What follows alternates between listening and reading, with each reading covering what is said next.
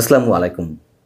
দর্শক, নিশ্চয়ই আপনারা খেয়াল করতে পারছেন ছাত্র সমন্বয়কদের অনেকে তাদের অসহায়ত্বগুলো ফুটিয়ে তুলছে তাদের জ্ঞাতসারে কিংবা অজ্ঞাতসারে। কঠিন প্রশ্নে যখন মুখোমুখি তারা হচ্ছেন, তারা সদুত্তর দিতে পারছেন না কোনো।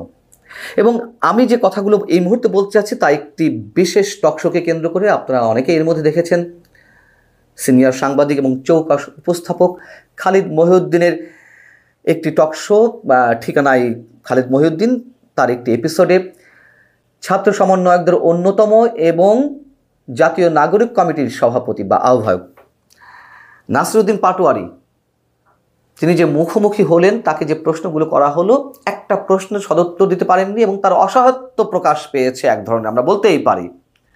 কোনো প্রশ্নের সদুত্তর সাহসের সঙ্গে তিনি দিতে পারেননি। এবং এই টকশোটি ঘিরে এখন সামাজিক যোগাযোগ মাধ্যমে অনেক বেশি আলোচনা হচ্ছে, সমালোচনাও হচ্ছে। সমালোচনা কেন? খালিদ মহিউদ্দিন তিনি তার মেজাজ হারিয়ে ফেলেছেন। তিনি উচ্চ কণ্ঠে মেজাজ দেখিয়ে নানান ধরনের প্রশ্ন তুলেছেন নাসিরউদ্দিন পাটোয়ারির কাছে। এই কারণে হ্যাঁ, এটি বাস্তবতা যে বা সত্য কথা, একজন উপস্থাপককে যে কোনো মুহূর্তে যে কোনো অবস্থায় তার মেজাজ ধরে রাখতে হবে এবং আমন্ত্রিত অতিথি হিসেবে যারা টকশোগুলোতে অংশ নেন তাদের প্রতি সম্মান রেখেই প্রশ্নগুলো করা উচিত। এটি খালিদ মহিউদ্দিনও নিঃসন্দেহে আরও অনেকের চেয়ে ভালো জানেন, কিন্তু যে কোনোভাবেই হোক, যে কোনো কারণেই হোক, তিনি তার মেজাজ হারিয়ে ফেলেছেন। উচ্চ কণ্ঠে প্রশ্নগুলো করছিলেন আক্রমণাত্মক ভঙ্গিতে, সেই জায়গা থেকে সমালোচনা হতেই পারে।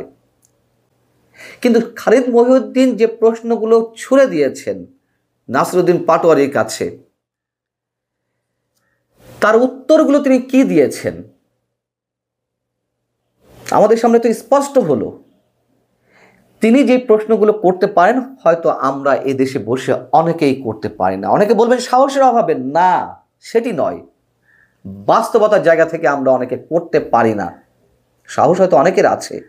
আর খালিদ মহিউদ্দিন অবশ্যই সীমান্তের ওপারে বসে বা যুক্তরাষ্ট্রে বসে তিনি এই ধরনের প্রশ্ন করতেই পারেন, করছেন। যখন তিনি আন্তর্জাতিক গণমাধ্যম ডয়েচে ভেলেতে ছিলেন, সেখানেও তিনি ফ্রিলি কাজ করেছেন। অতএব তার জন্য এগুলো কোনো বিষয় নয়। যা হোক, খালিদ মহিউদ্দিন নাসিরউদ্দিন পাটোয়ারির কাছে প্রশ্ন তুলেছিলেন যে সমন্বয়করা যে বিভিন্ন জায়গায় সরকারি কিংবা বেসরকারি বিভিন্ন পর্যায়ে তারা যে মাতব্বারি করছে, এই অধিকার তাদেরকে কে দিয়েছে? জুলাই আগস্টের চেতনা নিয়ে প্রশ্ন তোলা হয়েছে নাসিরউদ্দিন পাটোয়ারির কাছে। এই যে চেতনার ব্যবসা, আওয়ামী লীগ মুক্তিযুদ্ধের চেতনায় ব্যবসা করে গেছে, এখন জুলাই আগস্টের চেতনা নিয়ে ব্যবসা করছে ছাত্র সমন্বয়করা। এই কথা তো আমাদেরকে স্পষ্ট করে বলতেই হবে। যেমন আমরা আওয়ামী লীগের সময় বলেছি, নির্বাচন নিয়ে প্রশ্ন তোলা হয়েছে, জুলাই আগস্টে বিপ্লব শুধু নির্বাচন নিয়ে করা হয়নি, এমন কথা বলতে চেয়েছেন নাসিরউদ্দিন পাটোয়ারি। এবং একই সঙ্গে বিজয় দিবসও যে এখন বিতর্কিত করা হচ্ছে, কেন 16 ডিসেম্বরকে বিজয় দিবস হিসেবে পালন করা হয়, এটি চেঞ্জ করা উচিত, সেই প্রশ্ন খালিদ মহিউদ্দিন তুলেছেন। অবশ্যই সবকটি প্রশ্ন যৌক্তিক, কিন্তু নাসিরউদ্দিন পাটোয়ারির যুক্তিকতার সঙ্গে তিনি কোনো উত্তর দিতে পারেননি। এটিই বাস্তবতা। খালিদ মহিউদ্দিন তাকে যে বললেন যে আপনারা বিভিন্ন জায়গায় মাতবাড়ি করে বেড়াচ্ছেন, সালিশ করে বেড়াচ্ছেন, বিচার করে বেড়াচ্ছেন, এই অধিকার আপনাদের কে দিয়েছে? এটা কি মিথ্যা কথা? অবশ্যই অনেক যৌক্তিক প্রশ্ন।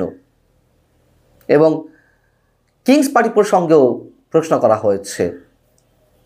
কিংস পার্টিতে গঠিত হতে যাচ্ছে, এটা এখন ওপেন সিক্রেট। সরকারের প্রত্যক্ষ সহযোগিতায়, পৃষ্ঠপোষকতায় এই নাসিরউদ্দিন পাটোয়ারি বা হাসনাত আবদুল্লাহ, সার্জিস আলমদের নেতৃত্বে, বিহাইন্ড দ্য স্ক্রিনে থেকে তাদের নেতৃত্বে যে কিংস পার্টি গঠিত হয়ে যাচ্ছে, সেটা তো এখন মানুষের মুখে মুখে।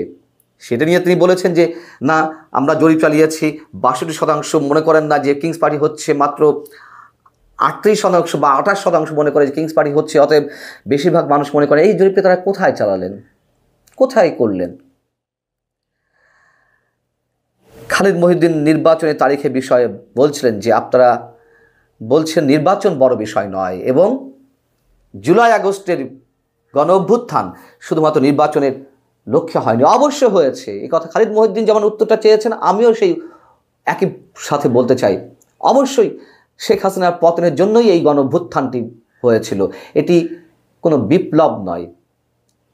আমূল সংস্কার প্রতিটি ক্ষেত্রে এমন কোনো কথাও ছিল না। মানুষ মুক্তি চেয়েছিল 16 বছরের একটি দুঃশাসন থেকে, সেটাই হয়েছে। এবং সেটিকে পুঁজি করে এখন এই ছাত্র সমন্বয়করা যে খেলা খেলছেন, তা তো মানুষের সামনে আস্তে আস্তে খোলাসা হচ্ছে।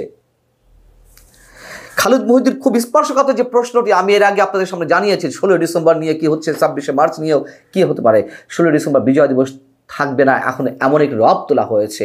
এবং নাসিরউদ্দিন পাটোয়ারি যেই দল এর আগে করতেন এবি পার্টি, সেই এবি পার্টির যুগ্ম সদস্য সচিব, তিনি বলেছেন যে 16 ডিসেম্বর কেন থাকবে, কোনো যৌক্তিকতা নেই 16 ডিসেম্বর বিজয় দিবস পালনের।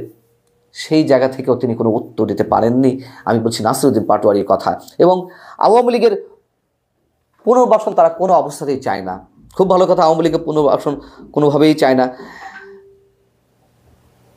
খালিদ মহিউদ্দিন তখন প্রশ্ন করছেন তাহলে নিষিদ্ধ করে দেওয়া হোক।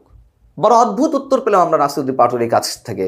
তিনি বললেন না না, ছাত্রলীগকে নিষিদ্ধ করা হয়েছে কোনো ধরনের কমিশন গঠন না করে। আওয়ামী লীগকে যদি সেভাবে নিষিদ্ধ করা হয় তাহলে তো সেটা বিতর্কের জন্ম দেবে, তাহলে একটি কমিশন গঠন করা হোক, আমরা সেই দাবি জানাচ্ছি। পরস্পর বিরোধী বক্তব্য কাকে বলে?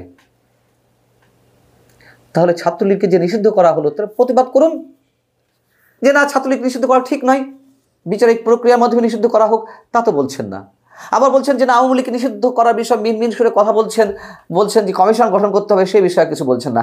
আবার বলছেন আওয়ামী লীগকে পুনর্বাসন করা যাবে না, নির্বাচনে আসতে দেওয়া যাবে না, বিচারের আগ পর্যন্ত তাদের কোনো প্রকার নির্বাচনে অংশগ্রহণ করতে দেওয়া যাবে না। ভাইরে, এত বৈপরীত্য কেন একটি মাত্র জায়গাতেই? আওয়ামী লীগের যারা অপকর্মের হোতা, যারা দুর্নীতিবাজ, গুম খুনের সঙ্গে জড়িত, এই ব্যক্তিদের বিচার কে না চায় এই দেশের? অবশ্যই সবাই চায়, শুধুমাত্র যারা কট্টরভাবে আওয়ামী লীগের অন্ধ সমর্থক তারা ছাড়া আর তো সবাই চায়। কিন্তু ছাত্র সমন্বয়করা যে প্রক্রিয়া যাচ্ছে, যা কিছু বলছে, তার প্রত্যেকটির ভেতরে তো একটি অন্যরকম উদ্দেশ্য রয়েছে নিশ্চয়ই।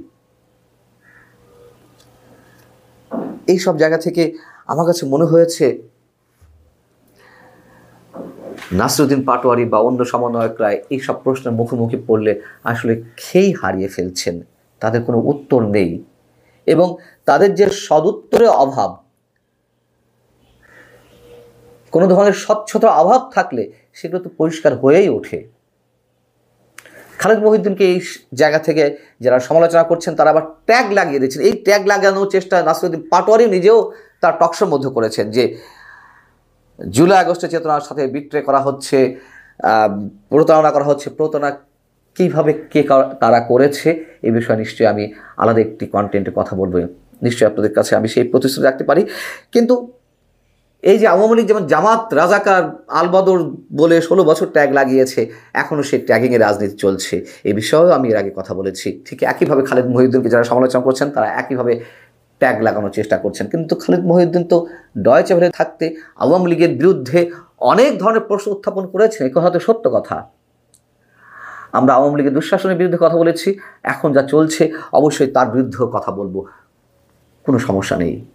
ঝুঁকে থাকতেই পারে, থাকবে, কিন্তু সবার আগে দেশ, এই কথা আমরা মনে করি, ধারণ করি, লালন করি, এটা আমরা এই বিশ্বাস।